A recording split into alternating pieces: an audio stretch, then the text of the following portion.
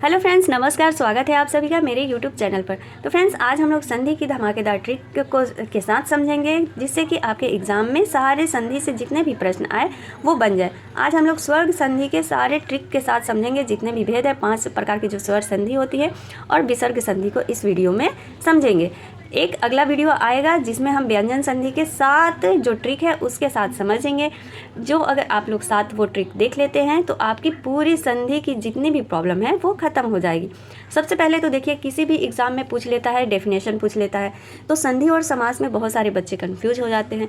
अगर आप लोगों ने समास की वीडियो नहीं देखी है तो वो भी मेरे चैनल पर पड़ा है, ट्रिक के साथ आप लोग ज़रूर देखें, क्योंकि एग्ज़ाम के समय हम लोग लंबी लंबी थ्योरी से नहीं समझ सकते हैं, ट्रिक के साथ ही समझेंगे तो एग्ज़ाम क्रैक कर पाएंगे। देखिए, संधि शब्द का अर्थ है मेल, यानी दो वर्णों के मेल को संधि कहते हैं। देखिए, जो यहाँ पर दो वर्णों का मेल आ जाए उसको क्या कहेंगे? संधि कहेंगे। और अगर दो शब्दों से बना हो उसको क्या कहेंगे? तो उसे समास कहेंगे। तो वर्ण और शब्द का आप लोगों के दिमाग में बिल्कुल क्लियर होना चाहिए कि वर्ण अगर लगा है तो वो संधि कहलाएगा, और शब्द लगा है तो वो क्या कहलाएगा? समास कहलाएगा। जैसे हिम प्लस आलय, देखिए, अ प्लस अ मिलकर के क्या हो गया? हिमालय। बड़ा आ बन गया तो हिमालय, और आ मिलकर के आ बन जाता है।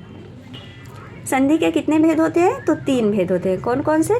स्वर संधि, व्यंजन संधि तथा विसर्ग संधि। सबसे ज़्यादा जो क्वेश्चन पूछता है वो स्वर संधि से पूछता है। तो स्वर संधि को बिल्कुल ट्रिक के साथ समझते हैं। देखिए, स्वर संधि को 5 भागों में बांटा गया है। कौन कौन सी संधि है? दीर्घ संधि है, दूसरा गुण संधि, वृद्धि संधि, यण संधि तथा अयादि संधि। अब पहले हम लोग समझ लेते हैं दीर्घ संधि को। देखिए फ्रेंड्स, कोई भी शब्द आपको दिया रहे और उसमें बड़ी मात्रा लगी रहे, जैसे ई की मात्रा हो गई, आ की मात्रा हो गई, या ऊ की मात्रा, जो बड़ा ऊ की, जो जितने भी स्वर संधि है उसमें बड़ा जो आता है उनकी मात्रा, ये तीनों मात्राएं लगी रहे तो वो क्या होगी? दीर्घ संधि होगी। दीर्घ मतलब बड़ी, जिसमें बड़ी की मात्रा लगी होगी वो दीर्घ संधि हो गई। जैसे हिमालय, देखिए आ की मात्रा लगा है तो ये क्या है? दीर्घ संधि है।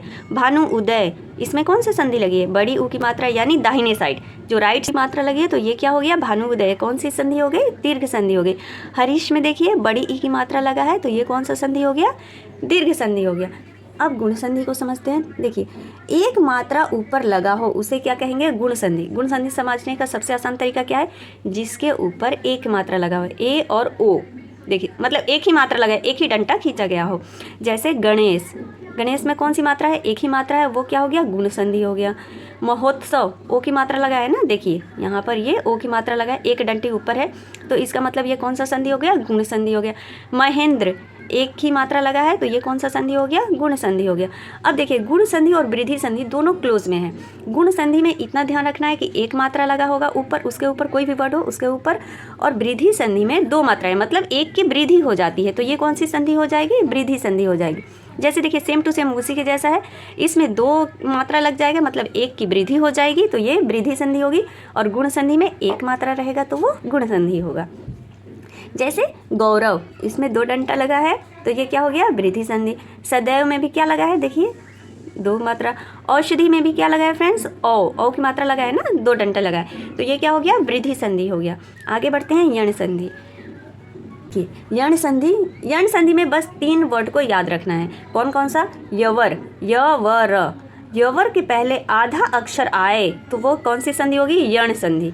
इतना याद रखिए कि यण संधि में कोई भी संधि होगा, अगर य व और र आ रहा है और उसके पहले आधा अक्षर लगा है तो वो कौन सा संधि होगा?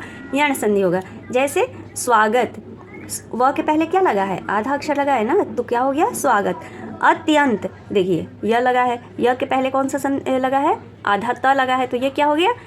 यण संधि हो गया। तो बस इसी प्रकार से आप लोगों को ये छोटी छोटी बातों को दिमाग में बैठा लेना है, जिससे कि एग्ज़ाम में आपका जो भी संधि से प्रश्न आए वो आपके बिल्कुल सही हो। आगे देखिए अयादि संधि। इसमें देखिए फ्रेंड्स, इसमें क्या होता है कि ए ओ और ओ की मात्रा जो कि गुण संधि और वृद्धि संधि में लगी थी, ये सारी मात्राएं नहीं लगती हैं। इसमें अधिकतर 3 अक्षर का ही शब्द होगा। जो ये होगा अयादि संधि, इसमें सिर्फ 3 अक्षर का ही शब्द होगा अधिक से अधिक। जैसे नयन, यण आ गया, देखिए इस प्रकार से भी जोड़िए। यण आया ना लगने में, नयन। पवन, अन लग रहा है, अन। लायक, एक लग रहा है। तो यही सब जैसे बोलने में ये सब शब्द है, नयन, पवन, नायक, धावक, लायक, मतलब यानी इनके बीच में वो आएगा, यह आएगा, यही सब आएगा, तो ये क्या होगा, अयादी संधि होगा। या से अधिक 3 अक्षर का शब्द होगा और इसमें वो और यह जो होगा वो बीच में लगा रहेगा।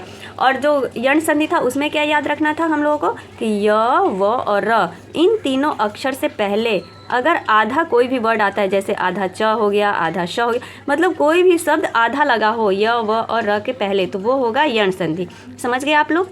अब चलिए आगे बढ़ते हैं। और फ्रेंड्स, अगर समझ गए तो प्लीज़ लाइक भी ज़रूर कीजिएगा, क्योंकि लाइक से हिम्मत बढ़ती है। और अगर कुछ कमी रह जाए तो कमेंट्स में ज़रूर लिखें। आगे बढ़ते हैं विसर्ग संधि। देखिए, विसर्ग संधि क्या होता है, तो विसर्ग का स्वर या व्यंजन के साथ मेल होने पर जो परिवर्तन होता है उसे विसर्ग संधि कहते हैं। स्वर और व्यंजन के साथ मेल हो उसे क्या कहेंगे, विसर्ग संधि कहेंगे। देखिए, विसर्ग संधि को समझने की सबसे आसान ट्रिक क्या है कि जो ये स है, तीनों स है, ये आधे स में बदल जाते हैं। तीनों जो स है, दंती स, तलाबी स और मूर्धनी स, ये सब क्या हो जाता है, आधे स में बदल जाते हैं। तो ये क्या हो जाता है, विसर्ग संधि। तथा जो ये मात्राएं होती है उन पे रेफ लग जाता है, ये र वाला देखिए, ओ की मात्रा भी रेफ या फिर ऐसे लगा हो तो ये भी कौन सी संधि कहलाएंगी, विसर्ग संधि कहलाएंगी। ये छोटी छोटी ट्रिक है फ्रेंड्स, इसको आप लोग ज़रूर याद रखें जो भी भाई बहन किसी भी कंपटीशन की तैयारी कर रहे हो। तो जैसे उदाहरण में देखिए, दुशासन आधा सा आया, निष्पात देखिए आधा सा आया ना, जो स का आधा हो, निष्पात। निसंग कौन सा ये संधि हो गया, विसर्ग संधि हो गया। अब देखिए, ये सब जो लगा हो, दुर्बोध, दुर्बोध लगा ना, निर्गुण, हर्ष, दुर्निवारण, ये सब क्या होता है, ये सारे शब्द जो है वो विसर्ग शब्द कहलाते हैं। तो आई होप आप लोगों को ये वीडियो पसंद आई होगी। 1 से 2 बार आप लोग वीडियो ज़रूर देखें। वीडियो पूरा देखने के लिए आप सभी का दिल से धन्यवाद। Thank you.